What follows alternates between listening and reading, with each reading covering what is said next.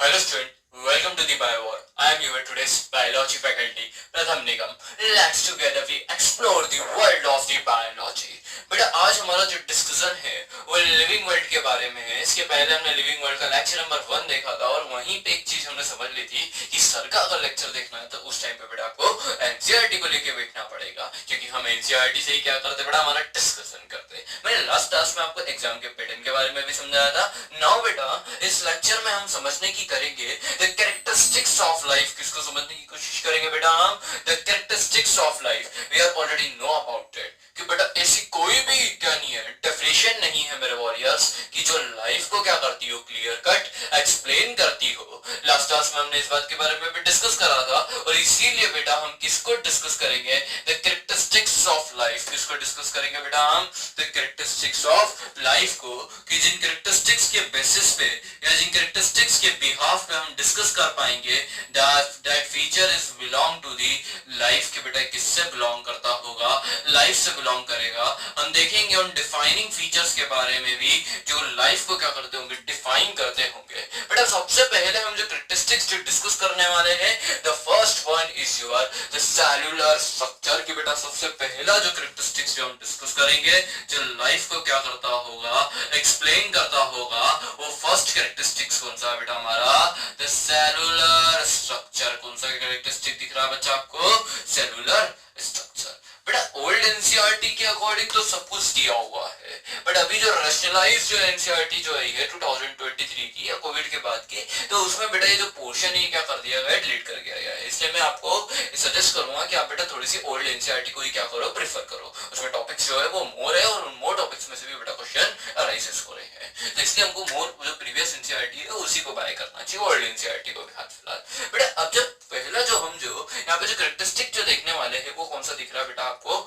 Cellular structure. We are already know about it कि बेटा मैं यहाँ पे एक सेल को ड्रॉ करने की कोशिश कर रहा हूँ और ये सेल कैसे दिख रही है बेटा आपको?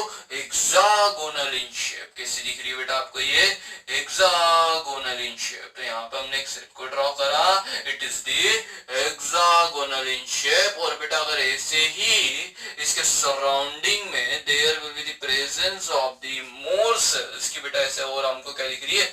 मोर सेल्स दिख रही है। बट ये जो सेल्स दोनों है ये कैसा शेप बना रही है बेटा? हेक्सागोनल शेप बना रही है। और कैसी अपेयर हो रही? हनीकॉम्ब लाइक स्ट्रक्चर में। कैसी अपेयर हो रही? Honeycomb like structure. बेटा हनीकॉम्ब लाइक स्ट्रक्चर मतलब मधुमक्खी के छत्ते के समान। मतलब आप तो समझ ही गए होंगे कि मैं फर्स्ट सेल की डिस्कवरी के बारे में बात कर रहा हूँ, जो किसने करी थी बेटा? रॉबर्ट हुक ने करी थी। किसने करी थी बेटा सर? रॉबर्ट हुक ने। तो यहाँ पे मैं लिख देता हूँ the first cell discovered by the sir scientist Robert Hooke. बेटा जब सर रॉबर्ट हुक ने सेल को डिस्कवर कर रहे थे, जब उस सेल की डिस्कवरी कर रहे थे, तो उन्होंने बेटा ट्री के बार्क में से, बड़े ही ध्यान से बात सुनो मैं क्या कहना चाह रहा हूं आपको, कि जो ट्री के बार्क में से उन्होंने बेटा कॉर्क सेल को लिया था। किसको लिया था बेटा? ट्री के बार्क में से कॉर्क सेल को। और कॉर्क सेल्स की भी बेटा उन्होंने कैसी ली थी? थिन स्लाइस ली थी इनसाइड दी माइक्रोस्कोप। अरे भाई अगर मोटी स्लाइस लेते तो माइक्रोस्कोप में उतना ज्यादा अच्छे से मैग्नीफाई नहीं होता, इसीलिए उन्होंने कैसी स्लाइस ली? थिन स्लाइस ली। किसकी ली बेटा? कॉर्क सेल की। और कॉर्क सेल कहां से गेट करी उन्होंने? प्लांट के ये ट्री के बार्क में से करी। ऐसे बेटा फर्स्ट सेल की क्या हुई थी? डिस्कवरी हुई थी। और वो डिस्कवरी किसने करी थी बेटा? रॉबर्ट हुक ने करी थी। नॉर्मली बेटा हम अच्छे से एक चीज जानते हैं कि जिस तरीके से बेटा अगर हम हमारी बॉडी को देखें तो हमारी बॉडी का जो स्ट्रक्चर है, जो फ्रेमवर्क है, वो किससे मिलके बना होगा? बिल्डिंग ब्लॉक से मिलके बना होगा। किससे मिलके बना होगा बेटा? ये बिल्डिंग ब्लॉक से। अरे अगर हम किसी बिल्डिंग को भी देखते तो किससे मिलके बना? बिल्डिंग ब्लॉक से। और बिल्डिंग की जो बिल्डिंग ब्लॉक से वो कौन हुई बेटा? एक्चुअल ब्रिक्स हुई। वो कौन हुई बेटा? एक्चुअल ब्रिक्स हुई। तो वैसे बेटा हमारे जो बॉडी है, जो लिविंग ऑर्गेनिज्म की जो बॉडी है, उसका स्ट्रक्चर भी तो किसी न किसी से मिलके बन रहा होगा, किसी न किसी बिल्डिंग ब्लॉक से मिल रहा होगा। और वो जो बिल्डिंग ब्लॉक्स है बेटा बॉडी की, इट इज एक्चुअली सेल। कि बेटा वो कौन है? सेल है। तो सेल किसके जैसा एक्ट करती बेटा हमारी बॉडी में? बिल्डिंग ब्लॉक्स के जैसा एक्ट करती। बिकॉज बेटा सेल क्या बनाती है हमारी बॉडी के? बिल्डिंग ब्लॉक्स के जैसा एक्ट करती। तो मतलब वो क्या बनाती होगी? स्ट्रक्चर बनाती होगी। मतलब हमारी बॉडी का जो स्ट्रक्चर है इसीलिए हम सेल को क्या बोल देते हैं, the structural unit of life. क्या बोल देते हैं बच्चा, structural unit of life. The cell is called as the structural unit of life. But structural unit of life क्यों बोला, क्योंकि वो हमारी बॉडी का क्या बना रही, स्ट्रक्चर बना रही। मतलब मेरी बॉडी का जो फ्रेमवर्क है, मेरी बॉडी का जो स्ट्रक्चर है, या बच्चा आपकी बॉडी का जो स्ट्रक्चर है, या लिविंग ऑर्गेनिज्म की, ये वाइड रेंज ऑफ जो लिविंग ऑर्गेनिज्म जो प्रेजेंट है, इनकी बॉडी का जो स्ट्रक्चर है वो किसने बनाया होगा, सेल ने बनाया होगा। इसीलिए हमने सेल को क्या बोल दिया, स्ट्रक्चरल यूनिट ऑफ लाइफ। क्या बोल दिया बच्चा, स्ट्रक्चरल यूनिट ऑफ लाइफ। भाई अगर बॉडी एक्टिविटीज परफॉर्म कर रही है, क्या बोल रहा हूं बेटा मैं, अगर बॉडी एक्टिविटीज परफॉर्म कर रही है तो they all of the activities perform by the body is actual perform by the cell. कि बेटा वो एक्चुअल वो सब एक्टिविटीज किसने परफॉर्म करी होगी, सेल ने परफॉर्म करी होगी। तो the sum total work perform by the body is equal to the performed by the cell. कि बेटा वो एक्चुअल वर्क किसने परफॉर्म करा होगा, सेल ने करा होगा। इसीलिए बेटा हम सेल को और क्या बोल देते, फंक्शनल यूनिट ऑफ लाइफ। क्या बोल देते बच्चा, फंक्शनल यूनिट ऑफ लाइफ। तो बेटा कंबाइनली हम क्या बोल देते, cell is the structural as well as functional unit of life. की एक्चुअल बेटा सेल क्या हुई हमारी बॉडी की, structural as well as functional unit of life. फिर बेटा जब हम सेल के इनसाइड देखते हैं, तो in the centre of the cell there will be the presence of the controlling center of the cell, or you can say brain of the cell. And the controlling center of the cell, or you can say brain of the cell, it will be called as the nucleus. की बेटा उसको हम क्या बोल देते हैं, nucleus. I know बेटा कि मैंने सेल के स्ट्रक्चर को कैसा बना रखा है, यहाँ पे कैसा बना रखा बेटा मैंने इसको यहाँ पे as a plant cell. But मैं यहाँ पे प्लांट सेल और एनिमल्स दोनों को कंबाइनली स्टडी करा था। कैसे स्टडी करा रहा बेटा मैं, कंबाइनली स्टडी करा रहा। और यहाँ पे बेटा आपको क्या दिख रहा है, controlling centre of the cell. और controlling centre of the cell को क्या बोला बेटा मैंने, न्यूक्लियस। क्या बोल दिया बेटा मैंने, न्यूक्लियस। मतलब न्यूक्लियस जो है वो हमारी सेल की वाइटल एक्टिविटीज को क्या करता, कंट्रोल करता। किसको कंट्रोल करता बेटा, वाइटल एक्टिविटीज को कंट्रोल करता। और यू कैन से कि वो सेलुलर मेटाबॉलिज्म को कंट्रोल करता। किसको कंट्रोल करता बेटा, वो सेलुलर मेटाबॉलिज्म को कंट्रोल करता। इसीलिए बेटा उसको हम क्या बोल देते हैं, controlling centre of the cell. क्या बोल देते हैं बेटा, controlling centre of the cell. बेटा अगर सेल को अलग अलग वाइटल एक्टिविटीज परफॉर्म करनी है, अलग अलग फंक्शंस परफॉर्म करना है, तो there will be required the energy. कि बेटा उसको किसकी रिक्वायरमेंट होगी, एनर्जी की रिक्वायरमेंट होगी। और एनर्जी को फॉर्म करने के लिए सेल के पास क्या प्रेजेंट होता बेटा, power house of the cell. क्या प्रेजेंट होता बेटा उसके पास, power house of the cell. और सेल के पावर हाउस को बेटा आप क्या बोल देते हैं मेरा बच्चा, माइटोकॉन्ड्रिया। क्या बोल देते हैं हम, माइटोकॉन्ड्रिया। क्या बोल देते बेटा हम, माइटोकॉन्ड्रिया। बेटा सेल की जो इनसाइड आप जब देखोगे तो there will be also formation of the protein. बेटा किसका फॉर्मेशन भी होता, प्रोटीन का फॉर्मेशन भी होता। बेटा प्रोटीन के फॉर्मेशन के लिए सेल के पास प्रोटीन फैक्ट्री भी प्रेजेंट होती। क्या प्रेजेंट होती बेटा, प्रोटीन फैक्ट्री भी प्रेजेंट होती। और protein factory of the cell को बेटा हम क्या बोल देते हैं, राइबोसोम। क्या बोल देते बेटा हम, राइबोसोम। तो protein factory of the cell is called as the ribosome. Power house of the cell is called as the mitochondria. And the controlling centre of the cell is called as the nucleus. But अगर plant cell होगी है, तो there will be also presence of the kitchen house of the cell. क्या present होगा बेटा यहाँ पे, kitchen house of the cell. और kitchen house of the cell मतलब वो क्या कर रहा होगा, किचन के जैसा एक्ट कर रहा होगा। मतलब वो किसमें इन्वॉल्व होगा बेटा, फूड की सिंथेसिस में इन्वॉल्व होगा। किसमें इन्वॉल्व होगा बच्चा, वो फूड की सिंथेसिस में इन्वॉल्व होगा। और फोटोसिंथेसिस के थ्रू बनाता होगा वो फूड। किसके थ्रू बनाता होगा बच्चा, फोटोसिंथेसिस के थ्रू वो फूड बनाता होगा। और वो जो सेल ऑर्गेनल है जो प्लांट सेल में प्रेजेंट होता है, जो फोटोसिंथेसिस को क्या करता है बेटा, परफॉर्म करता है, उस सेल ऑर्गेनल को आप क्या बोल देते हो, क्लोरोप्लास्ट। क्या बोल देते हो बच्चा, क्लोरोप्लास्ट। तो यहाँ पे मैंने किसको ड्रॉ कर दिया, क्लोरोप्लास्ट को ड्रॉ कर दिया। तो chloroplast is the kitchen house of the cell. कि बेटा क्लोरोप्लास्ट को क्या बोला मैंने, kitchen house of the cell. But अगर फूड बना है तो फूड को स्टोर भी करना पड़ेगा, और फूड के स्टोरेज के लिए there will be the presence of the vacuoles. कि बेटा क्या प्रेजेंट होता है? वैक्यूल। हाल फिलहाल बेटा इस वैक्यूल को मैंने बोला सेप वैक्यूल। क्या बोल दिया बेटा मैंने इसको? सेप वैक्यूल। हालांकि बेटा प्लांट सेल में सेंट्रली प्लेस्ड होता है। कैसा प्लेस्ड होता है बेटा? ये सेंट्रली प्लेस्ड होता है। प्लांट सेल में तो बेटा लार्ज सेंट्रल वैक्यूल प्रेजेंट होता है। क्या प्रेजेंट होता है बेटा? Large central vacuole. आप क्लास 9th से जानते हो कि जो लार्ज सेंट्रल वैक्यूल है ये सेल के साइटोप्लाज्म का 90% वॉल्यूम कवर कर लेता है। प्लांट सेल के साइटोप्लाज्म का कितना वॉल्यूम कवर कर लेता है बेटा? ये 90% वॉल्यूम कवर कर लेता है। हालांकि हम इसको जो सेल यूनिट ऑफ लाइफ में बहुत ही ज्यादा डिटेल में देखेंगे, वन बाय वन हर एक स्ट्रक्चर को डिटेल में देख रहे होंगे। बेटा न्यूक्लियस की आउटर मेम्ब्रेन से यहाँ से एक सेल ऑर्गेनेल भी अराइज हो रहा होता है, और उस सेल ऑर्गेनेल को बेटा आप बोल देते हो एंडोप्लाज्मिक रेटिकुलम। क्या बोल देते हो बेटा उसको? Endoplasmic reticulum. उसके नेम ने इंडिकेट करा, एंडो मतलब इनसाइड, एंडो मतलब बेटा इनसाइड, प्लाज्मिक मतलब कहाँ? साइटोप्लाज्म में। कहाँ प्रेजेंट होगा? साइटोप्लाज्म में। तो एंडोप्लाज्मिक, और साथ में क्या लिखा है बेटा? रेटिकुलम। क्या लिखा हुआ है बेटा? रेटिकुलम मतलब सेल के साइटोप्लाज्म में नेटवर्क बनाता होगा। रेटिकुलम का मतलब क्या होता है बच्चा? नेटवर्क। क्या होता है बेटा? नेटवर्क। तो ये जो एंडोप्लाज्मिक रेटिकुलम है इस सेल के साइटोप्लाज्म में क्या बनाता? नेटवर्क बनाता। क्या बनाता बेटा? नेटवर्क बनाता। इसीलिए हम इसको क्या बोल देते हैं? Endoplasmic reticulum. शॉर्टली तो बेटा एंडोप्लाज्मिक रेटिकुलम को ईआर बोलते। क्या बोलते बेटा? ईआर बोलते हैं।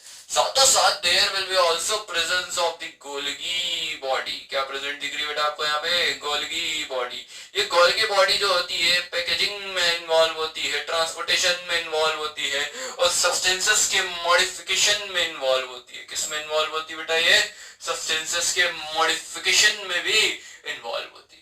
बेटा फूड का डाइजेशन तो सेल के इनसाइड, मैंने बोला देखो कुछ सेल ऑर्गेनेल ऐसे भी होंगे जो प्लांट सेल में ना हो और एनिमल सेल में हो। मेरी बात समझने की कोशिश करना। मैंने शुरू में बोला कि मैं दोनों सेल को कंट्रास्ट करके पढ़ा रहा हूँ।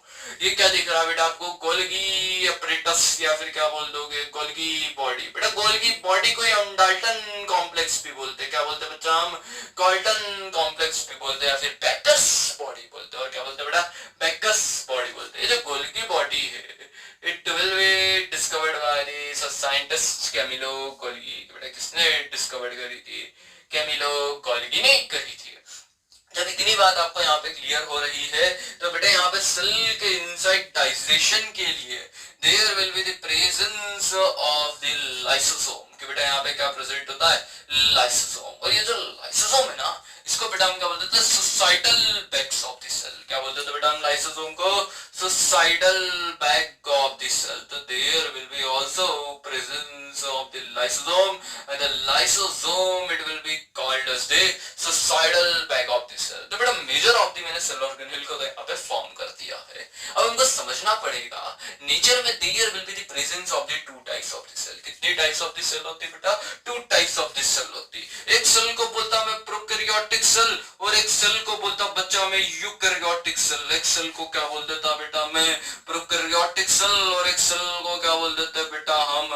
Eukaryotic cell. तो एक हमको प्रोकैरियोटिक सेल दिखती और दूसरी कौन सी दिखती मेरा बच्चा? Eukaryotic cell. दूसरी कौन सी दिखती मेरा बच्चा? Eukaryotic cell. जो प्रोकैरियोटिक सेल है उसमें न्यूक्लियर मेम्ब्रेन एब्सेंट होती है। क्या बोला बेटा मैंने? जो प्रोकैरियोटिक सेल है उसमें न्यूक्लियर मेम्ब्रेन एब्सेंट होती है। बड़े ही ध्यान से सुन रहे होंगे आप सब जने, तो समझने की कोशिश करो कि मेरे कहने का मतलब है नेचर में दो टाइप की सेल्स होती है। कितने टाइप की सेल होती है बेटा? Two types of the cell. The first one is your prokaryotic cell, and then second one is your eukaryotic cell. तो बेटा यहाँ पे आप देख रहे होंगे ध्यान से, एक तरफ बेटा मैं क्या लिख दूंगा? प्रोकैरियोटिक सेल, और एक तरफ क्या लिख देंगे बेटा हम? Eukaryotic cell. तो ये क्या दिख रही है बेटा हमको? प्रोकैरियोटिक सेल, और एक तरफ क्या दिख रही है बेटा हमको? Eukaryotic cell. बेटा दोनों ही सेल के नेम में एक वर्ड बड़ा ही कॉमन सा लगता है। समझ रहे हो वो बात को? वो कौन सा वर्ड है? कैरियोटिक। कौन सा वर्ड है बेटा? कैरियोटिक। और कैरियोटिक वर्ड किससे आया? कैरियन से आया। किससे आया बेटा? कैरियन से। और ये जो कैरियन है ना, इस कैरियन का मीनिंग होता है न्यूक्लियस। कैरियन का मीनिंग क्या होता है बच्चा? न्यूक्लियस। कैरियन का मीनिंग क्या होता? न्यूक्लियस। तो बेटा न्यूक्लियस के लिए हमने क्या वर्ड यूज करा? कैरियन। क्या वर्ड यूज करा? कैरियन। सिर्फ बेटा यहाँ पे एक और वर्ड आ रहा प्रो। एक और वर्ड क्या आ रहा? प्रो। प्रो मतलब प्रिमिटिव। प्रो मतलब प्रिमिटिव। तो मतलब प्रोकैरियोटिक सेल कैसी है बेटा? हमारी प्रिमिटिव सेल। कैसी सेल है बेटा? हमारी प्रिमिटिव सेल है। साथों साथ एक इंपॉर्टेंट थिंग याद रखना, in the prokaryotic cell nuclear membrane is absent. कि बेटा प्रोकैरियोटिक सेल में न्यूक्लियर मेम्ब्रेन क्या दिख रही है हमको? एब्सेंट दिख रहा है बेटा। माइनस किसको इंडिकेट करता? एब्सेंट को इंडिकेट करता। माइनस किसको इंडिकेट करता मेरा बच्चा? माइनस किसको इंडिकेट करता मेरा बच्चा? एब्सेंट को इंडिकेट करता। और यूप्रोकैरियोटिक सेल में आपको क्या एब्सेंट दिख रही? Nuclear membrane. मतलब जो डीएनए है जो न्यूक्लियस के इनसाइड होता है यूकैरियोटिक सेल में, वो डायरेक्टली प्लेस्ड होगा बेटा कहां पे?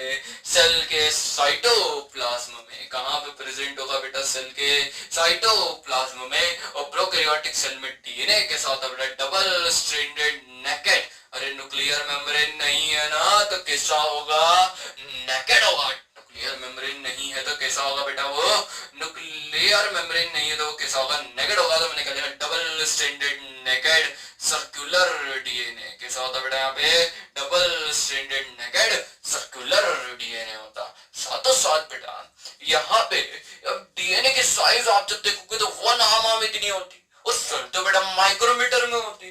तो ये डीएनए सेल के इनसाइड कैसे होगा? क्योंकि इसको क्या कर देंगे? कॉइल कर देंगे, इसकी कंडेंसेशन कर देंगे, जैसे उनके कुछ के जैसी। अब बेटा अगर कंडेंसेशन करनी है तो हमको अच्छे से पता है कि डीएनए के ऊपर नेगेटिव चार्ज होता है। डीएनए के ऊपर कैसा चार्ज होता है बेटा?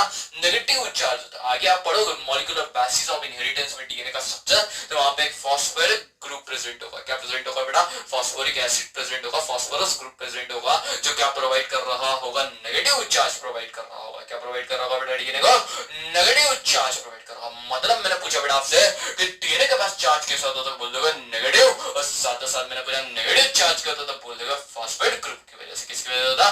फॉस्फेट ग्रुप की वजह से। अब बेटा यहाँ पे हमको डीएनए की क्या करना पड़ेगी? कॉइलिंग करना पड़ेगी। और कॉइलिंग के लिए प्रोटीन होता है, उस प्रोटीन का नाम है हिस्टोन। बट हिस्टोन प्रोटीन बेटा एब्सेंट होता है किसमें? प्रोकैरियोटिक सेल में। और instead of the histone there will be the presence of the polyamines. की बेटा हिस्टोन की जगह यहाँ पे क्या प्रेजेंट होते हैं? पॉलीअमाइंस। सेम बेटा अगर मैं यूकैरियोटिक सेल में देखता, किसके बारे में बात करता बेटा? मैं यूकैरियोटिक सेल के बारे में बात करता। तो यू वर्ड किससे रिगार्डेड? ट्रू से रिगार्डेड। किससे रिगार्डेड बेटा? ट्रू से रिगार्डेड। यूकैरियोटिक सेल में न्यूक्लियर मेम्ब्रेन क्या दिखती बेटा? हमको प्रेजेंट दिखती। न्यूक्लियर मेम्ब्रेन क्या दिखती बेटा? हमको प्रेजेंट दिखती। और यूकैरियोटिक सेल में डीएनए कैसा होता बेटा? Double stranded linear DNA. कैसा होता बेटा? Double stranded linear DNA. एक और बात हम यहाँ पे याद रखने की कोशिश करेंगे। और यूकैरियोटिक में बेटा डीएनए की कंडेंसेशन के लिए हिस्टोन प्रोटीन प्रेजेंट होता है। क्या प्रेजेंट होता है बेटा? हिस्टोन प्रोटीन प्रेजेंट होता। ये एक मेजर सा, एक माइनर सा हमने अभी क्या करा है? डिस्कशन देखा है प्रोकैरियोटिक और यूकैरियोटिक सेल को डिफरेंशिएट करने के लिए, और ये बात समझने के लिए कि यहाँ पे ऑर्गेनिज्म जो प्रेजेंट है उनमें से कुछ ऑर्गेनिज्म के पास प्रोकैरियोटिक सेल है, और मेजर ऑफ दी के पास कैसी दिख रही है बेटा? कुछ ऑर्गेनिज्म के पास कैसी सेल दिख रही है आपको? यूकैरियोटिक सेल दिख रही है। हमको यहाँ पे एक चीज समझना पड़ेगी। अगर बेटा मैं बोल रहा हूँ कि सेलुलर स्ट्रक्चर डिफाइनिंग फीचर है, तो एक्चुअली हम पहले तो ये समझने की कोशिश करते हैं कि किस फीचर्स को हम डिफाइनिंग बोल सकते हैं। तो अगर किसी फीचर को बेटा डिफाइनिंग बोलना है तो उसके दो क्राइटेरिया होते हैं। कितने क्राइटेरिया होते हैं बेटा? दो क्राइटेरिया होते हैं। हम यहाँ पे डिस्कस करते हैं बेटा। पहला क्राइटेरिया तो वो कि वो नॉन लिविंग ऑर्गेनिज्म में एब्सेंट हो। क्या बोला बेटा मैंने? अगर उसको डिफाइनिंग फीचर बोलना है तो वो नॉन लिविंग में बेटा फीचर कंप्लीटली क्या होना चाहिए? एब्सेंट होना चाहिए। क्या बोला बेटा मैंने? वो नॉन लिविंग में कंप्लीटली एब्सेंट होना चाहिए। तो एब्सेंट इन नॉन लिविंग की बेटा वो फीचर नॉन लिविंग में क्या दिखना चाहिए बेटा? हमको एब्सेंट दिखना चाहिए। फिर जब इतनी बात आपको क्लियर हो रही है तो आप एक चीज और समझने की कोशिश करो कि बेटा वो लिविंग में क्या होना चाहिए? प्रेजेंट होना चाहिए। क्या बोला बेटा मैंने? वो लिविंग में क्या होना चाहिए? प्रेजेंट होना चाहिए। Without exception. और एक और साथ में बात, क्या बोला मैंने, विदाउट दी एक्सेप्शन, कोई एक्सेप्शन भी नहीं होना चाहिए। बेटा प्रोकैरियोट्स से अगर आप यूकैरियोट्स तक देखोगे या सिंपल ऑर्गेनिज्म से कहां देखोगे बेटा, कॉम्प्लेक्स ऑर्गेनिज्म तक देखोगे या फिर सिंपल से हायर ऑर्गेनिज्म की तरफ देखोगे, तो सभी जो ऑर्गेनिज्म बेटा वो सब किससे मिलके बने हुए हैं, सेल से मिलके बने हुए हैं। Means there will be the presence of the cellular structure, means there will be the presence of the cellular structure in all of the living organism। कि बेटा सभी लिविंग ऑर्गेनिज्म में सेल क्या दिखती है, प्रेजेंट दिखती विदाउट द एक्सेप्शन। क्या बोला मैंने, विदाउट द एक्सेप्शन। और बेटा सेल जो है वो नॉन लिविंग में क्या होती, एब्सेंट होती। क्या बोला बेटा मैंने, सेल जो है वो नॉन लिविंग में क्या दिखती, एब्सेंट दिखती। तो इसी से बेटा एक बात तुमको क्लियर हो गई कि जो सेलुलर स्ट्रक्चर है उसको कैसा फीचर बोल देंगे बेटा तुम्हारे सर, डिफाइनिंग फीचर बोल देंगे। कैसा फीचर बोल देंगे बेटा हम, डिफाइनिंग फीचर बोल देंगे।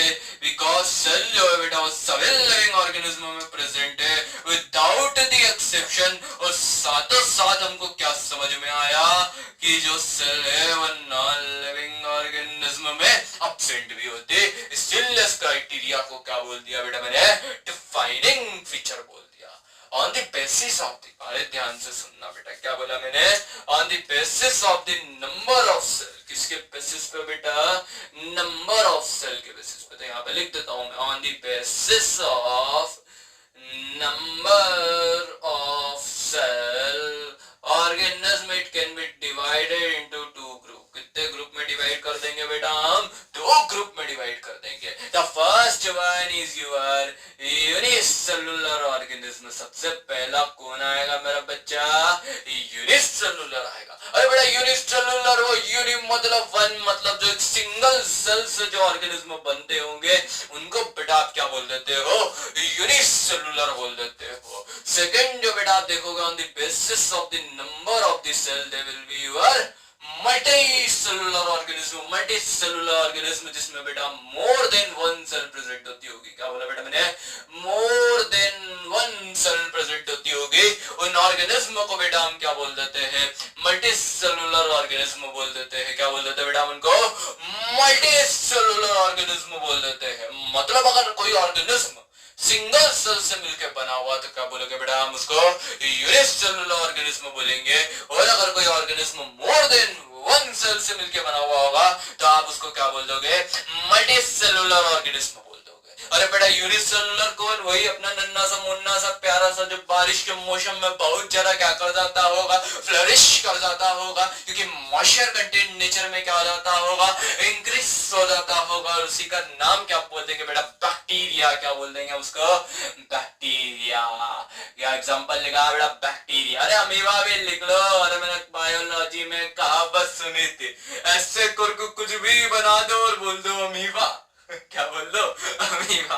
तो बेटा वो भी कैसा होता है, यूनिसेलुलर होता है। वो भी कैसा होता है बेटा, यूनिसेलुलर होता है। अरे भाई मल्टीसेलुलर ऑर्गेनिज्म का भी तो कोई एग्जांपल होगा। अरे हम खुद कैसे मेरा बच्चा, मल्टी सेलुलर है, हम खुद कैसे बेटा, मल्टी सेलुलर। प्लांट भी कैसा मेरा बच्चा, मल्टी सेलुलर है। फंजाई भी कैसी मेरा बच्चा, मल्टी सेलुलर है। तो मतलब एक चीज समझ में आई, जो किंगडम प्रोटिस्टा है वो कैसा ग्रुप होगा बेटा, यूनिसेलुलर होगा। वो भी ग्रुप कैसा होगा बेटा, यूनिसेलुलर होगा। पर उसमें कौन सी सेल होती होगी, यूकैरियोटिक। बेटा प्रोटिस्टा वाली बात अगर किसी को नहीं भी समझ में आएगी तो चल जाएगा, पर इतनी बात आप बेटा याद रखते चलो। तो मतलब चीज समझ में आई, सिंपल ऑर्गेनिज्म से बेटा कॉम्प्लेक्स ऑर्गेनिज्म तक अगर हम देखें, या अगर हम रेंजेस करें यूनिसेलुलर से कहां तक बेटा, मल्टीसेलुलर ऑर्गेनिज्म तक, या फिर अगर हम रेंजेस करें बेटा प्रोकैरियोट से कहां तक बेटा, यूकैरियोटिक ऑर्गेनिज्म तक, सभी के सभी सेल, ये सभी के सभी जो ऑर्गेनिज्म है ये किससे मिलके बने हुए बेटा, सेल से मिलके बने हुए हैं।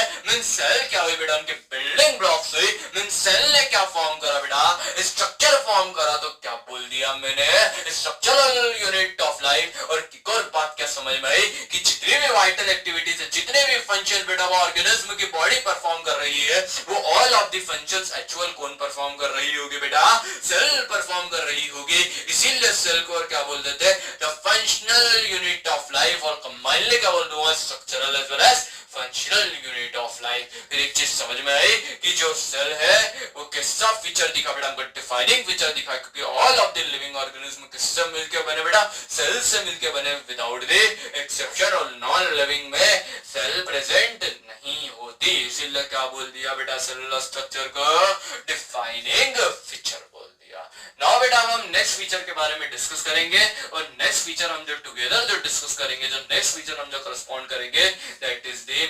मेटाबॉलिज्म। कौन सा डिस्कस करेंगे बेटा, अरे मेटाबॉलिज्म। अरे कौन सा बॉलिज्म नहीं रे मेरा बच्चा, क्या बोला मैं, मेटाबॉलिज्म। क्या बोला मैं, मेटाबॉलिज्म। अरे Tata Indica, Mangifera indica, Rosa indica, अरे बहुत सारे इंडिका है ना, इंडिका इंडिका है, टाटा इंडिका, मेंजिफेरा इंडिका, शोका इंडिका, रोजा इंडिका। अरे भाई टाटा इंडिका नहीं बोलने का रे बच्चा, वो कार है, रोजा इंडिका गुलाब है, मेंजिफेरा इंडिका आम है, समझ बात को भाई। टाटा इंडिका कार है रतन भाई जी की, इसका नाम नहीं लेते बच्चा, है ना, हमारी पढ़ाई में बिल्कुल नहीं लेते, नहीं तो नीट में 360 का मिशन पूरा नहीं हो पाएगा। और मेरा बच्चा हमको तो 360 का मिशन क्या करना है, पूरा करना है। टुगेदर वर्क करेंगे तो 360 का मिशन हो जाएगा। बेटा डे 1 से आप लेक्चर को देखो, जो कल से शुरू हो चुका है हमारा, और हम धीरे धीरे धीरे धीरे मिशन 360 की तरफ क्या कर रहे हैं, प्रोसेस कर रहे हैं। अरे बेटा साथ में चलेंगे ना तो बहुत जल्दी कामयाब हो जाएंगे, और हम चलते भी क्यों है, जिससे हम कामयाब हो सके। डेफिनेटली बेटा बायो और रिजल्ट डिक्लेयर करेगा ही करेगा। बेटा जब हमको इतनी बात यहाँ पे क्लियर हो रही है तो मेरे को एक शायरी याद आ रही थी, अरे कुछ हो जाए तो हो जाए ना, चलो ठीक है। तुम्हारे हुस्न का जादू कुछ ऐसा चला है कि दीवाना तुम्हारा जमाना चला है। क्या बोला बेटा मैंने, कि तुम्हारे हुस्न का जादू कुछ ऐसा चला है कि दीवाना तुम्हारा पूरा जमाना चला है। अरे भाई पढ़ ले, पढ़ने पे ध्यान दे ले तो ज्यादा अच्छा है। चलो अब हम जो सेकंड जो फीचर जो डिस्कस करने वाले हैं वो कौन सा टुगेदर टेक करेंगे बेटा, मेटाबॉलिज्म। क्या टेक करेंगे बेटा हम, मेटाबॉलिज्म। बेटा हम अच्छे से जानते हैं कि जो टर्म मेटाबॉलिज्म है it will be arise from the metabole. कि बेटा टर्म मेटाबॉलिज्म कौन से वर्ड से अराइज हुई है, मेटाबॉल टर्म से अराइज हुई, मेटाबॉल्स वर्ड से अराइज हुई है। तो टर्म मेटाबॉलिज्म कौन सा सेकंड फीचर ले रहे बेटा हम, मेटाबॉलिज्म। पहला हमने क्या लिया बेटा, सेलुलर। सेकंड फीचर क्या लेने वाले बेटा हम, मेटाबॉलिज्म। सेकंड फीचर क्या लेने वाले बेटा हम, मेटाबॉलिज्म। मेटाबॉलिज्म जो टर्म है it will B arises from the Greek word. किससे अराइज हुई बेटा, ये ग्रीक वर्ड से अराइज हुई। तो हम यहाँ पे लिखने की कोशिश करेंगे या लिखवा देंगे आपको बिल्कुल कि term metabolism is, term metabolism is arises from the Greek word। कि बेटा किससे अराइज हुई, फ्रॉम द ग्रीक वर्ड। और ये ग्रीक वर्ड कौन सा था मेरा बच्चा, मेटाबॉल। कौन सा वर्ड था बेटा, मेटाबॉल। एक्चुअल बेटा जो मेटाबॉल है ना इसका मीनिंग होता कन्वर्जन। क्या मीनिंग होता बेटा, कन्वर्जन। ये जो ग्रीक वर्ड जो मेटाबॉल है इसका मीनिंग क्या होता, कन्वर्जन। मेटाबॉल का मीनिंग क्या होता, कन्वर्जन। तो बेटा हम भी अच्छे से जानते हैं कि जितने भी लिविंग ऑर्गेनिज्म है, क्या बोल रहा हूँ बेटा मैं, जितने भी लिविंग ऑर्गेनिज्म है, all the living organism, all living organism is made up of the chemical. कि बेटा किससे मिलके बने हुए, किससे मिलके मेड हो रहे हैं, ये केमिकल से मिलके मेड हो रहे हैं। बेटा अगर केमिकल से मिलके मेड हो रहे तो इनमें केमिकल रिएक्शन हो रही होगी, और अगर केमिकल रिएक्शन हो रही होगी तो सब्सटेंसेस की सिंथेसिस भी हो रही होगी, तो सब्सटेंसेस का ब्रेकडाउन भी हो रहा होगा। क्या बोल रहा हूं बेटा मैं, सब्सटेंसेस की सिंथेसिस भी हो रही होगी तो सब्सटेंसेस का ब्रेकडाउन भी हो रहा होगा। तो बेटा जितनी भी केमिकल रिएक्शन, क्या बोला बेटा मैंने, जितनी भी केमिकल रिएक्शन जो बॉडी के इनसाइड अकर होती, सेल के इनसाइड अकर होती, उन सब केमिकल रिएक्शन को बेटा हम टुगेदर क्या बोलते थे, मेटाबॉलिज्म। क्या बोलते थे बेटा हम, मेटाबॉलिज्म। तो sum total of all the chemical reaction, क्या बोला बेटा मैंने, the sum total of all the chemical reaction occur inside the cell, it will be called as the metabolism। उसी को बेटा हम क्या बोलते थे, मेटाबॉलिज्म की बेटा जितनी भी केमिकल रिएक्शन कहाँ आकर हो रही है, इनसाइड द सेल आकर हो रही है, उसी को बेटा आप क्या बोल दोगे, metabolism is called as metabolism. तो metabolism is the all of the chemical reaction occur inside the cell is called as the metabolism. उसी को बेटा हम क्या बोलते थे, मेटाबॉलिज्म. एक बार क्या हुआ बेटा, मैं एक शेर लिख के आ रहा था, मतलब शायरी लिख के आ रहा था कागज पे, तो वो जो कागज था वो बकरी खा गई. तो मेरी क्लास में पीछे की तरफ एक बच्चा बैठा हुआ था, उसने बोला सर बकरी जो है वो शेर को खा गई. क्या बोला उसने, कि जो बकरी है वो शेर को खा गई. चलो कोई बात नहीं, देख रहे हो तर्क, देख रहे हो उसका, देखो कितना खतरनाक काम कर दिया. बकरी जो है वो शेर को खा गई. चलो कोई बात नहीं. तो बेटा जितने भी केमिकल रिएक्शन कहाँ अकर हो रही है, इनसाइड दिस सेल अकर हो रही है, उन सब केमिकल रिएक्शन को आप क्या बोल देते हो बेटा, मेटाबॉलिज्म. बेटा मैंने बोला अभी कि अगर केमिकल रिएक्शन अकर हो रही है तो सब्सटेंसेस के सिंथेसिस भी हो रही होगी और सब्सटेंसेस का ब्रेकडाउन भी हो रहा होगा. बेटा चीज याद रखना, thousands of the chemical reaction they will be occur at a time. कि बेटा at a time हम जब देखेंगे तो हमारी बॉडी में thousands of chemical reaction occur हो रही होती है. क्या बोला बेटा मैंने, at a time जब हमारी बॉडी में देखेंगे तो there will be the occurrence of the thousands of chemical reaction. कि बेटा हमारी बॉडी में क्या occur हो रही होती है एक साथ, thousands of chemical reaction. अब बेटा जो मेटाबॉलिज्म है it will be of the two type. कितने टाइप का होता है बेटा, ये टू टाइप का. The first one is your anabolism. First one क्या बोला बेटा मैंने, anabolism. And then second one is your catabolism. और सेकंड वन क्या आपको दिख रहा है बेटा यहाँ पे, केटाबॉलिज्म. तो first one is your anabolism and then second one is your catabolism. Second one is your catabolism. तो हम यहाँ पे अच्छे से लिखते हैं. The first one is your anabolism and then second one is your catabolism. Anabolism is the building up reaction. क्या बोला बेटा मैंने, anabolism is the building up reaction or you can say anabolism is the constructive reaction. और क्या बोल सकता हूँ बेटा मैं, anabolism is the constructive reaction or you can say anabolism is the constructive metabolism. तो बेटा anabolism को मैंने क्या बोला, it is the building up reaction. और क्या बोल देता हूँ बेटा मैं इसको, बिल्डिंग अप रिएक्शन, या फिर हम इसको और क्या बोल देते हैं, it is the constructive metabolism. और क्या बोल देते हैं बेटा हम इसको, कंस्ट्रक्टिव मेटाबॉलिज्म. मतलब बेटा यहाँ पे सब्सटेंसेस का क्या होता होगा, कंस्ट्रक्शन होता होगा. सब्सटेंसेस क्या होते होंगे बेटा, बिल्डअप होते होंगे. मींस यहाँ पे सिंपल सब्सटेंसेस का क्या हो जाता होगा बेटा, अरे मेटाबॉलिज्म का जो टर्म जो है वो किससे अराइज हुई बेटा, मेटाबॉल से अराइज हुई. और मेटाबॉल का मीनिंग क्या होता है बेटा, कन्वर्जन. क्या होता है बेटा, कन्वर्जन. मींस मेटाबॉलिज्म में क्या होता होगा, सब्सटेंसेस का कन्वर्जन होता होगा. और अगर बेटा सिंपल सब्सटेंसेस का कन्वर्जन किस में होता होगा बेटा, कॉम्प्लेक्स में होता होगा, तो उसको हम क्या बोल देंगे, एनाबॉलिज्म. क्या बोल दोगे बेटा आप उसको, एनाबॉलिज्म. जब सिंपल सब्सटेंसेस किस में कन्वर्ट होते बेटा, कॉम्प्लेक्स सब्सटेंसेस में होते, तो उसको हम क्या बोल देते, एनाबॉलिज्म. क्या बोल देते बेटा उसको, एनाबॉलिज्म. जब आपको इतनी चीज क्लियर हो रही है तो बेटा इस कंस्ट्रक्टिव मेटाबॉलिज्म का और बिल्डिंग अप रिएक्शन का और यू कैन से एनाबॉलिज्म. मतलब एनाबॉलिज्म में क्या हो रहा है बेटा, सिंपल सब्सटेंसेस का कन्वर्जन हो रहा है किसमें, कॉम्प्लेक्स सब्सटेंसेस में. तो इसका एग्जांपल अगर लिखेंगे तो बेटा क्या लिख सकते हैं, फोटोसिंथेसिस. क्या लिख सकते हैं बेटा, फोटोसिंथेसिस. और फोटोसिंथेसिस में क्या होता है मेरा बच्चा, कार्बन डाइऑक्साइड और वाटर का कन्वर्जन हो जाता है किसमें, ग्लूकोज में. मतलब सिंपल सब्सटेंसेस से किसका फॉर्मेशन हो जाता, कॉम्प्लेक्स सब्सटेंसेस का. अरे ऐसा भी तो होता है बेटा कि अमाइनो एसिड का कन्वर्जन हो जाता है और किसका फॉर्मेशन बन जाता है, प्रोटीन का आ जाता है. अमाइनो एसिड कैसे हुए बेटा, सिंपल सब्सटेंसेस हुए. और प्रोटीन कैसा सब्सटेंस हुआ बेटा, कॉम्प्लेक्स सब्सटेंसेस हुआ. अगर बेटा मैंने बोला कि जो केटाबॉलिज्म है it is the breakdown reaction, कि बेटा केटाबॉलिज्म कैसी दिख रही है आपको, ब्रेकडाउन रिएक्शन. मतलब केटाबॉलिज्म में क्या होता होगा, सब्सटेंसेस का ब्रेकडाउन होता होगा. इसी को बेटा मैं और क्या बोल देता हूँ, डिकंस्ट्रक्टिव रिएक्शन. और यू कैन से डिकंस्ट्रक्टिव मेटाबॉलिज्म. और क्या बोल देते बेटा हम इसको, डिकंस्ट्रक्टिव मेटाबॉलिज्म.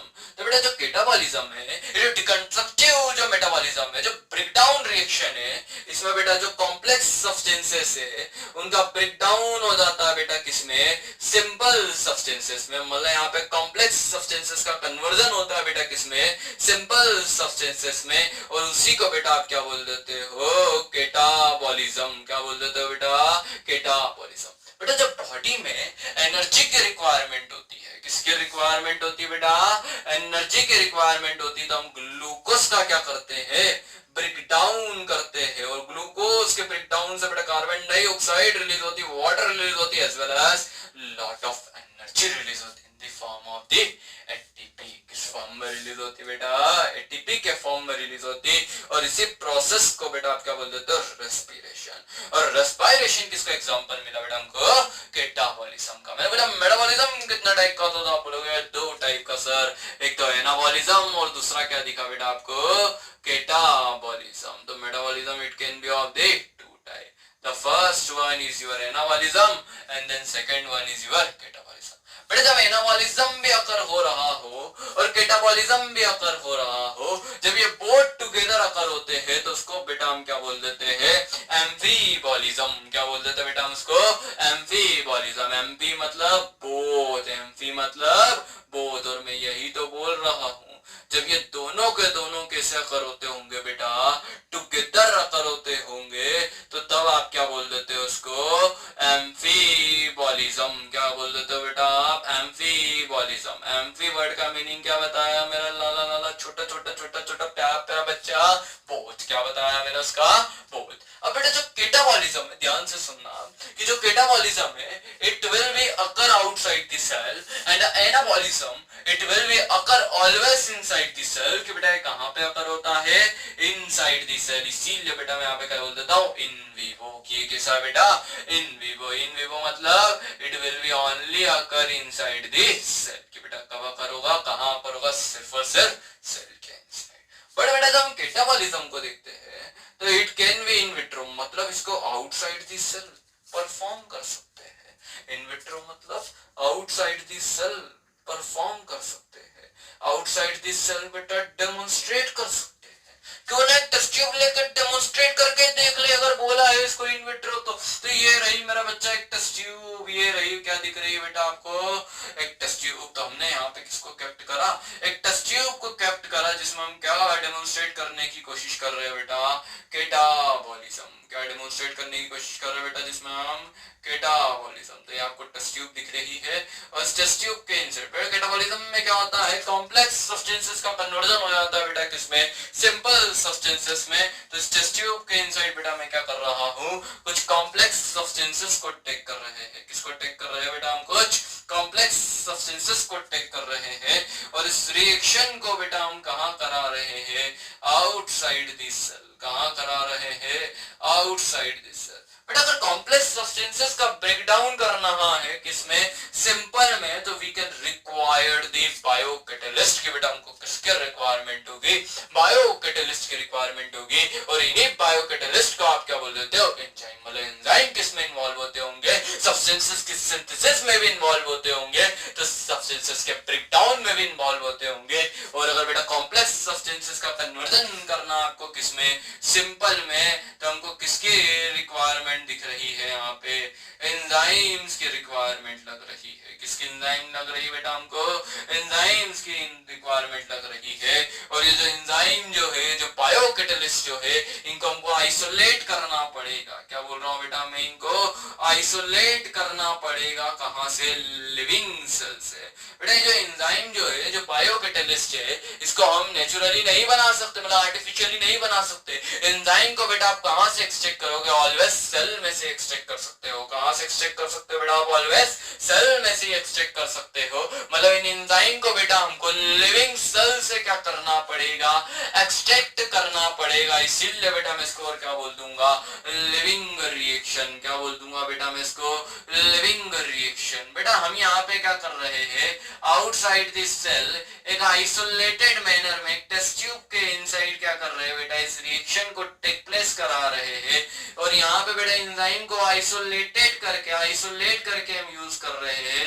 इसीलिए बेटा इसको और क्या बोल देता हूं मैं, आइसोलेटेड रिएक्शन। क्या बोल देता हूं बेटा मैं इसको, आइसोलेटेड रिएक्शन। इसको हम सेल के आउटसाइड कर रहे हैं, इसीलिए बेटा इस सिस्टम को आप क्या बोल देते हो, सेल फ्री सिस्टम। क्या बोल देते हो बेटा इसको, सेल फ्री आइसोलेटेड सिस्टम, या फिर क्या बोल दोगे आप इसको, सेल फ्री सिस्टम। तो बेटा यहाँ पे ये जो एंजाइम है ये कहां से गेट करा बेटा हमने, सेल में से गेट करा। कहां से आइसोलेट करा, सेल में से। मतलब अगर यहाँ पे ये एंजाइम नहीं होता तो एक कॉम्प्लेक्स सब्सटेंसेस का इस टेस्ट ट्यूब में कन्वर्जन भी नहीं होता। क्या नहीं होता बेटा, कन्वर्जन भी नहीं होता। और अगर कन्वर्जन नहीं होता तो कैटाबॉलिज्म नहीं होता। मतलब जो कैटाबॉलिज्म है वो नॉन लिविंग में प्रेजेंट नहीं होता होगा। क्या बोला बेटा मैंने, नॉन लिविंग में प्रेजेंट नहीं होता होगा, बिकॉज बेटा नॉन लिविंग में एंजाइम्स प्रेजेंट नहीं होते। एंजाइम सिर्फ और सिर्फ कहाँ प्रेजेंट होते बेटा, सेल में प्रेजेंट होते। और बेटा ये जो मेटाबॉलिज्म है, मैंने आपको बताया था, अगर किसी भी फीचर को हम डिफाइनिंग फीचर बोल देते हैं, क्या बोल देते हैं बेटा, अगर हम उसको डिफाइनिंग फीचर बोलते हैं तो उसके दो क्राइटेरिया होते हैं। एक तो बेटा वो सभी के सभी लिविंग ऑर्गेनिज्म में वो फीचर क्या होना चाहिए, प्रेजेंट होना चाहिए। सही बात है बेटा, all of the living organism it will B exhibit the metabolism. की बेटा सभी के सभी लिविंग ऑर्गेनिज्म किसको एक्सिबिट करते, मेटाबॉलिज्म को एक्सिबिट करते। मीन सभी के सभी लिविंग ऑर्गेनिज्म किसको शो करते बेटा, मेटाबॉलिज्म को शो करते। जब इतनी बात हमको समझ में आई, फिर वो किंगडम फंजाई हो, किंगडम मोनेरा हो, या किंगडम बैक्टीरिया हो, या फिर वो किंगडम प्रोटिस्टाई क्यों नहीं हो, या किंगडम प्लांटी क्यों नहीं हो, बल्कि इन सभी किंगडम के, इन पांचों किंगडम के मेंबर क्यों नहीं हो, वो सभी के सभी बेटा मेंबर जो है वो सभी के सभी ऑर्गेनिज्म जो है वो किसको एक्सिबिट करते बेटा, मेटाबॉलिज्म को एक्सिबिट करते, विदाउट द एक्सेप्शन। क्या बोला बेटा मैंने, विदाउट द एक्सेप्शन। और मेटाबॉलिज्म जो है वो नॉन लिविंग में क्या दिखता बेटा, हमको अब्सेंट दिखता है। इसीलिए बेटा मैंने मेटाबॉलिज्म को कैसा फीचर बोल दिया, डिफाइनिंग फीचर। क्या बोल दिया बेटा, इसीलिए मैंने इसको डिफाइनिंग फीचर, क्या बोल दिया बेटा हमने इसको, डिफाइनिंग फीचर। नाउ बेटा हम नेक्स्ट क्राइटेरिया को डिस्कस करेंगे, और नेक्स्ट क्राइटेरिया जब हम जो लेने वाले हैं, नेक्स्ट जो बेटा हम जो कैरेक्टरिस्टिक लेंगे जो लाइफ को क्या कर रहा होगा बेटा, एक्सप्लेन करने में हेल्प कर रहा होगा, इट इज द ग्रोथ। की बेटा नेक्स्ट हम जो कैरेक्टर जो लेने वाले वो कौन सा बेटा, ग्रोथ। ये जितने भी बेटा मैं कैरेक्टर के बारे में डिस्कस करता है ना बच्चा, इस सारे के सारे कैरेक्टर आपके एनसीईआरटी में दिए हुए। कहाँ दिए हुए बेटा, एनसीईआरटी में दिए हुए हैं। ये ओल्ड एनसीईआरटी को आप तरीके से पढ़ोगे तो फर्स्ट पेज में नीचे की तरफ, सेकंड पेज में आप देखना उसके, और थर्ड पेज में देखना मैंने जितना भी पढ़ाया बेटा सब वहीं पे मिलेगा। क्या बोला बेटा मैंने, आपको सब वहीं पे मिलेगा। मैं उम्मीद करूंगा कि बेटा आप बायोहॉर ने आप सब बच्चों के लिए कुछ एनिमेटेड वीडियोस को भी लॉन्च करा है, आप उन एनिमेटेड वीडियोस को भी देख लोगे। साथ में बेटा जब ये लेक्चर हो जाए ना तो आप मेरे ऐप पे विजिट करना। ऐप का नाम भी बायोहॉर है, डिस्क्रिप्शन में उसकी लिंक भी दी हुई है। वहां पे बेटा क्लास 11th के कोर्स पे जाना, 11th के कोर्स पे जाके इसके मैंने कुछ एमसीक्यूज अपलोड करे हैं यहाँ तक के, आज के टॉपिक तक के, उन एमसीक्यू को बेटा कर लेना। अरे भाई क्वेश्चन नहीं करोगे तो मार्क्स कैसे आएंगे, क्वेश्चन तो करना पड़ेंगे।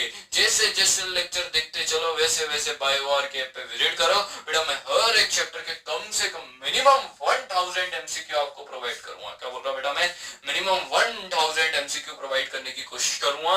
अगर 1000 एमसीक्यू अगर मैं मिनिमम आपको प्रोवाइड कर रहा हूं तो आप समझो कि इतनी वैरायटी ऑफ क्वेश्चन अगर आप कर लोगे तो आपको कोई नहीं रोक सकता बेटा नीट 360 को अचीव करने से। नीट 360 मतलब मार्क्स कितने आएंगे बेटा, 360 आएंगे बायोलॉजी में। तो हम मिनिमम कोशिश करेंगे कि बेटा आपको 1000 क्वेश्चन हर एक चैप्टर के प्रोवाइड कर सके। नाउ बेटा हम जो थर्ड जो पैरामीटर जो डिस्कस करेंगे इट इज द ग्रोथ। की बेटा अब हम जो थर्ड जो पैरामीटर, थर्ड जो कैरेक्टरिस्टिक जो डिस्कस करने वाले वो क्या दिख रहा है बेटा हमको, ग्रोथ। बेटा जब ग्रोथ को देखते हैं तो growth is the irreversible increase in mass. क्या बोला बेटा मैंने technically, growth is the irreversible increase in mass. की बेटा बॉडी के मास का इरिवर्सिबल इंक्रीज होना, उसी को बेटा आप क्या बोल देते, ग्रोथ। तो ग्रोथ इज द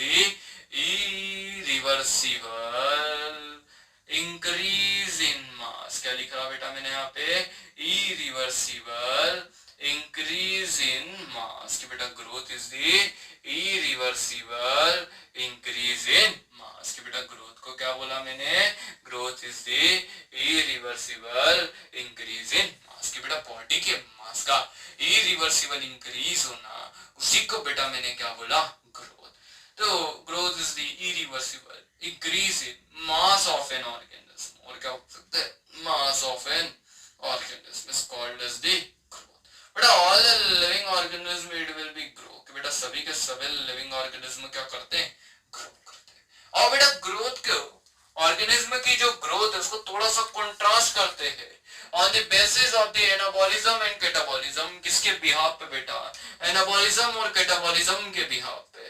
फर्स्ट आप यहाँ पे पैराडॉक्स देखना, मैं बोल रहा हूँ कि एनाबॉलिज्म इज मोर, क्या बोल रहा हूँ बेटा मैं आपके सामने, anabolism is more as compare to the catabolism. कि बेटा एनाबॉलिज्म जो है वो मोर है किसके कंपैरिजन में, कैटाबॉलिज्म के कंपैरिजन में। तो यहाँ पे ग्रोथ कैसी होगी, अरे जाहिर सी बात है एनाबॉलिज्म में क्या होता है मेरा बच्चा, सब्सटेंसेस की सिंथेसिस होती, सिंपल से किसका फॉर्मेशन होता, कॉम्प्लेक्स का फॉर्मेशन होता। और कैटाबॉलिज्म में क्या होता बेटा, कॉम्प्लेक्स का ब्रेकडाउन होता, किस फॉर्म में, सिंपल के फॉर्म में। और मैं यहाँ पे बोल रहा हूँ कि एनाबॉलिज्म इज मोर, मतलब सिंपल से क्या ज्यादा बन रहे होंगे बेटा, कॉम्प्लेक्स सब्सटेंसेस क्या ज्यादा बन रहे होंगे, कॉम्प्लेक्स सब्सटेंसेस। तो जाहिर सी बात है बेटा ग्रोथ भी कैसी हो रही होगी, पॉजिटिव हो रही होगी। कैसी हो रही होगी बेटा, पॉजिटिव ग्रोथ अकर हो रही होगी। तो there will be the occur of the positive growth. कि बेटा यहाँ पे किसी ग्रोथ अकर होती, पॉजिटिव ग्रोथ अकर होती।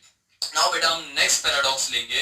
नेक्स्ट बेटा आप जो ले रहे हो, अब मैं यहाँ पे जो बोलने वाला हूँ कि कैटाबॉलिज्म इज मोर। नेक्स्ट क्या बोल रहा हूँ बेटा मैं यहाँ पे, catabolism is more as compare to the anabolism. कि कैटाबॉलिज्म क्या दिख रहा है बेटा हमको, मोर दिख रहा है as compare to the anabolism. तो जाहिर सी बात है सब्सटेंसेस का ब्रेकडाउन ज्यादा हो रहा है, ब्रेकडाउन रिएक्शन मोर हो रही है, कॉम्प्लेक्स सब्सटेंसेस का ब्रेकडाउन ज्यादा हो रहा है बेटा सिंपलर के फॉर्म में, और सिंथेसिस सिंपल से कॉम्प्लेक्स की कम हो रही है। तो ग्रोथ कैसी हो रही होगी बेटा, नेगेटिव हो रही होगी। कैसी ग्रोथ हो रही होगी, नेगेटिव ग्रोथ हो रही होगी। और इसी नेगेटिव ग्रोथ को बेटा हम और क्या बोल देंगे, डी ग्रोथ। और क्या बोल दोगे बेटा आप, डी ग्रोथ। इसी नेगेटिव ग्रोथ को बेटा हम क्या बोल देते हैं, डी ग्रोथ बोल देते हैं। बेटा लास्ट जो हम जो पैरामीटर लेंगे उसमें मैं बोल रहा हूँ कि anabolism is equal to the catabolism. कि बेटा एनाबॉलिज्म किसके इक्वल है, कैटाबॉलिज्म के इक्वल है। मतलब जितने सब्सटेंसेस का सिंथेसिस कर रहे हो उतने ही सब्सटेंसेस का ब्रेकडाउन कर रहे हो। तो नो नेट ग्रोथ। कि बेटा यहाँ पे नो नेट ग्रोथ। और यू कैन से कि नेट ग्रोथ इज जीरो। कि बेटा नेट ग्रोथ कैसी होगी, जीरो होगी। जब बेटा आपको इतनी चीज यहाँ पे क्लियर हो रही है तो हमको एक चीज समझना पड़ेगी, जितने भी बेटा मल्टी सेलुलर ऑर्गेनिज्म है, क्या बोल रहा हूँ बेटा मैं, जितने भी मल्टी सेलुलर, इधर ही लिखा था जब उधर देखा मैंने, मेरे को याद आ गया। थैंक यू दीदी याद दिलाने के लिए, थैंक यू भाइयों। जब तुमको याद आया कि जो मल्टी सेलुलर ऑर्गेनिज्म है it can show grow with the help of the cell division. कि बेटा किसकी हेल्प से वो ग्रोथ को शो करेंगे, सेल डिवीजन की हेल्प से शो करेंगे। बेटा ग्रोथ के दो ट्विन कैरेक्टरिस्टिक होते हैं। क्या बोला बेटा मैंने, ग्रोथ के क्या होते हैं बेटा, दो ट्विन कैरेक्टरिस्टिक होते हैं। ग्रोथ के क्या होते हैं बेटा, ट्विन कैरेक्टरिस्टिक होते हैं। हमको याद तो रखना पड़ेगा the twin characteristics of growth. किसको याद रखना पड़ेगा बच्चा, ट्विन कैरेक्टरिस्टिक्स ऑफ ग्रोथ। किसको याद रखना पड़ेगा, ट्विन कैरेक्टरिस्टिक्स ऑफ ग्रोथ। बेटा जब ट्विन कैरेक्टरिस्टिक्स ऑफ ग्रोथ को मैं डिस्कस करता तो मेरे को एक चीज समझ में आती। ट्विन कैरेक्टरिस्टिक्स ऑफ ग्रोथ में पहला जो कैरेक्टरिस्टिक है it is the increase of the number of individual. क्या बोला बेटा मैंने, it is the increase of number of individual as well as increase in mass. कि बेटा increase in mass as well as increase in number of individual, it is the twin characteristics of growth। कि बेटा growth के क्या दिखे हमको, twin characteristics। increase in number of individuals, it is the twin characteristics of growth। तो बड़ा question आ रहा है आपके सामने, उसमें मैं पूछ रहा हूं कि आप मेरे को क्या बताओगे, ग्रोथ के दो ट्विन कैरेक्टरिस्टिक बता दो। तो ट्विन कैरेक्टरिस्टिक में पहला क्या बताओगे, इंक्रीज इन मास, और दूसरा क्या बता दोगे बेटा, इंक्रीज इन मास और increase in number of individual, increase in number of individual. बेटा they are the comes from the NCERT के सब बेटा कहाँ से कम्स हो रहा है, एनसीईआरटी से कम हो रहा है, इसके बेटा स्टार भी लगा रहा हूँ। और ये पैराडॉक्स भी क्या दिख रहा है बेटा, हमको इंपॉर्टेंट दिख रहा है। अब बेटा ग्रोथ को हम कंट्रास्ट करेंगे, कंपैरिजन करेंगे प्लांट्स और एनिमल के बिटवीन। किसके बिटवीन बेटा, प्लांट्स और एनिमल के बिटवीन मैं ग्रोथ को क्या कर रहा हूँ बेटा, कंट्रास्ट कर रहा हूँ। मैं अच्छे से जानता हूं बेटा, अगर मैं प्लांट को देखूंगा तो प्लांट जो है वो through out their life growth को शो करेगा। क्या बोल रहा हूं बेटा मैं, प्लांट जो है वो through out their life growth show करेगा।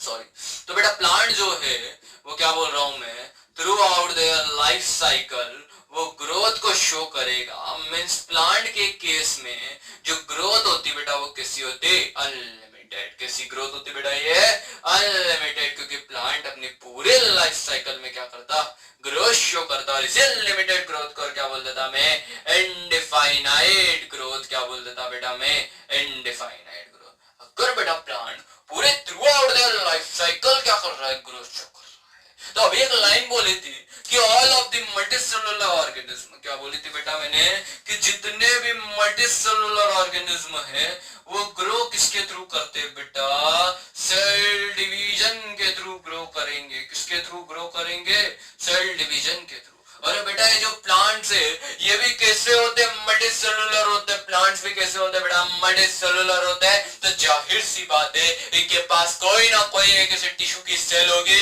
जो क्या करती होगी, through out their life cycle growth show करती होगी, through out their life cycle divide करती होगी। और उस सेल को बेटा मैं क्या बोल देता हूँ, मेरिस्टेमेटिक सेल। क्या बोल देता हूँ बेटा मैं, मेरिस्टेमेटिक सेल। हमको अच्छे से पता है कि जो मेरिस्टेमेटिक टिश्यू है उनके पास डिवीजन की कैपेसिटी प्रेजेंट होती है। मतलब प्लांट के पास एक टिश्यू होता, जो टिश्यू को आप क्या बोल देते बेटा, मेरिस्टेमेटिक टिश्यू। और टिश्यू के पास बेटा डिवीजन की कैपेसिटी प्रेजेंट होती है। मतलब मेरिस्टेमेटिक टिश्यू की सेल को क्या बोला बेटा मैंने, मेरिस्टेमेटिक सेल। और वो उनमें डिवीजन की कैपेसिटी प्रेजेंट होती, इसलिए वो through out their life cycle क्या करती बेटा, सेल डिवाइड करती। इसीलिए प्लांट क्या करता, through out their life cycle growth show करता। और इसीलिए प्लांट की ग्रोथ को क्या बोलता बेटा मैं, अनलिमिटेड बोलता है, एज वेल एज क्या बोल देता, इनडिफाइनाइट। क्या बोल देता बेटा मैं, अनडिफाइनाइट। क्या बोल देता बेटा उसको, अनडिफाइनाइट। की प्लांट की ग्रोथ भी कैसी होती बेटा, अनडिफाइनाइट। तो यहां लिख देता हूं या इनडिफाइनाइट। अब बेटा नेक्स्ट जो क्राइटेरिया हम जो कंट्रास्ट जो कर रहे थे वो प्लांट को किसके साथ कर रहे थे बेटा, हम एनिमल के साथ कर रहे थे। क्या कर रहे थे बेटा, हम किसके साथ कर रहे थे, एनिमल्स के साथ कर रहे थे। बेटा एनिमल के पास कोई सच type of the meristematic tissue होते नहीं है, मेरिस्टेमेटिक सेल जैसी कोई सेल होती नहीं है तो through out their life cycle क्या शो करे, ग्रोथ शो करे। ऐसी कोई सेल नहीं होती। इसीलिए बेटा जो एनिमल है वो through out their life cycle growth नहीं शो करते। क्या बोला बेटा मैंने, वो एक सर्टेन एज होते, वो एक सर्टेन एज तक, अप टू सर्टेन एज तक ही बेटा वो ग्रोथ को क्या करते, अकर करते। तो यहाँ लिख देता हूँ बेटा मैं, अप टू सर्टेन एज के बेटा जो एनिमल्स है वो अप टू सर्टेन एज तक ही क्या करेंगे बेटा, ग्रोथ को शो करेंगे। इसीलिए बेटा एनिमल के केस में जो ग्रोथ होती उस ग्रोथ को क्या बोल देते बेटा हम, लिमिटेड ग्रोथ। क्या बोल देते बेटा उसको, लिमिटेड ग्रोथ। और लिमिटेड ग्रोथ को और क्या बोल देता बेटा मैं, डिफाइनाइट ग्रोथ। और क्या बोल देता बेटा हम उसको, डिफाइनाइट ग्रोथ। और क्या बोल देते बेटा हम उसको, डिफाइनाइट ग्रोथ। बेटा ग्रोथ जो है it will be occur in the both. क्या बोला बेटा मैंने, ग्रोथ जो है it will be occur in the both, living as well as non living. के बेटा ग्रोथ जो है वो लिविंग में भी होती है और नॉन लिविंग में भी होती है। और भाई जरा ध्यान से सोचो, क्या बोला सर ने, कि ग्रोथ जो है वो लिविंग में भी होती है और नॉन लिविंग में भी होती है।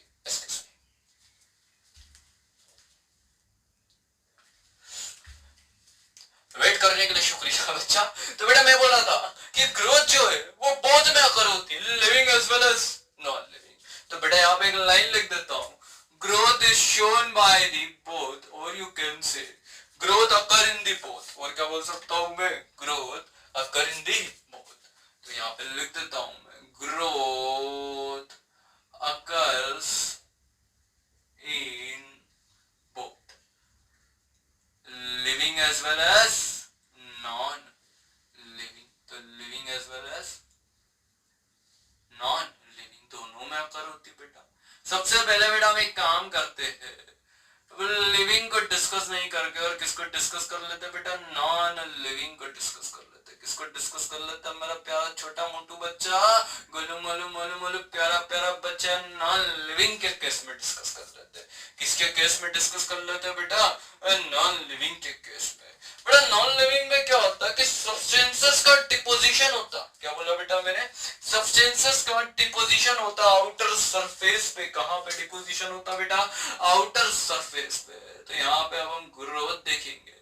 सबसे पहले बेटा मैं किसमें दिखा रहा आपको, ग्रोथ नॉन लिविंग में दिखा रहा हूं। ये जो नॉन लिविंग जो ऑब्जेक्ट है, it can show the extensive growth. कैसी ग्रोथ शो करते बेटा, एक्सटेंसिव ग्रोथ शो करते। इसी एक्सटेंसिव ग्रोथ को बेटा और क्या बोल देते हम, एक्सटर्नल ग्रोथ। और क्या बोल देते बेटा हम इसी को, एक्सटर्नल ग्रोथ। ये एक्सटर्नल ग्रोथ में क्या होता बेटा, सरफेस पे, एक्सटर्नल सरफेस पे, एक्सटर्नल सरफेस पे डिपोजिशन होता। तो सरफेस पे क्या होता, डिपोजिशन होता। तो डिपोजिशन ऑफ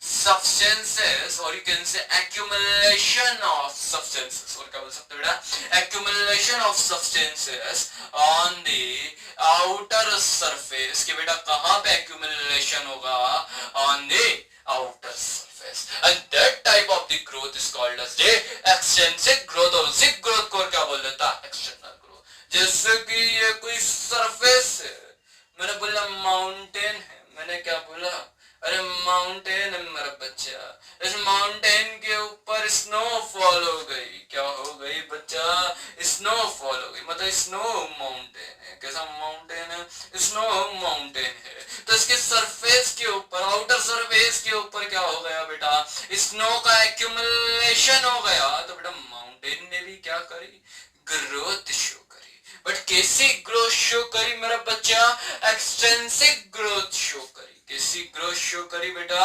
एक्सटेंसिव ग्रोथ। अरे बेटा डेजर्ट्स भी तो ले सकते एग्जांपल में, और क्या ले सकते बेटा हम, डेजर्ट भी ले सकते। और एग्जांपल में क्या ले सकते बेटा, डेजर्ट भी। ये जो सरफेस के ऊपर जो सब्सटेंसेस का जो एक्यूमुलेशन होता, इसी को बेटा में क्या बोल देता, एक्रीशंस। क्या बोल देता बेटा में, एक्रीशन। एक्रीशन मतलब आउटर सरफेस के ऊपर क्या होना, सब्सटेंसेस का डिपोजिशन होना। उसी बात को बेटा आपने क्या बोला, एक्रीशन। क्या बोल दिया बेटा आपने उसको, एक्रीशन। क्या बोल दिया बेटा आपने उसको, एक्रीशन। मतलब नॉन लिविंग में जो ग्रोथ जो अगर होती है किसके थ्रू होती बेटा, एक्रीशन के थ्रू अगर होती। सब्सटेंसेस का एक्यूमुलेशन कहाँ होता बेटा, आउटर सरफेस में होता। Second type of the growth जो देखेंगे बेटा, इंट्रिंसिक ग्रोथ। क्या देखेंगे बेटा अब हम, इंट्रिंसिक। और इसका तो नेम इंडिकेट करता है, इंट्रिंसिक, इन मतलब इंटरनल। क्या बोल दिया बेटा, इंटरनल। तो intrinsic growth it will be also called as the internal growth. कि बेटा इंट्रिंसिक ग्रोथ को हम और क्या बोल देते हैं, इंटरनल ग्रोथ बोल देते हैं। और क्या बोल देते बेटा हम इसको, इंटरनल ग्रोथ बोल देते हैं। और बेटा ये जो इंट्रिंसिक ग्रोथ जो है, इंटरनल ग्रोथ जो है, इसमें सब्सटेंसेस का जो एक्यूमुलेशन होगा वो इनसाइड होगा। कहां होगा बेटा, इनसाइड होगा। मैंने बोला ये सेल है, सेल अपने प्रोटोप्लाज्मिक कंटेंट को क्या करेगी, इंक्रीज करेगी।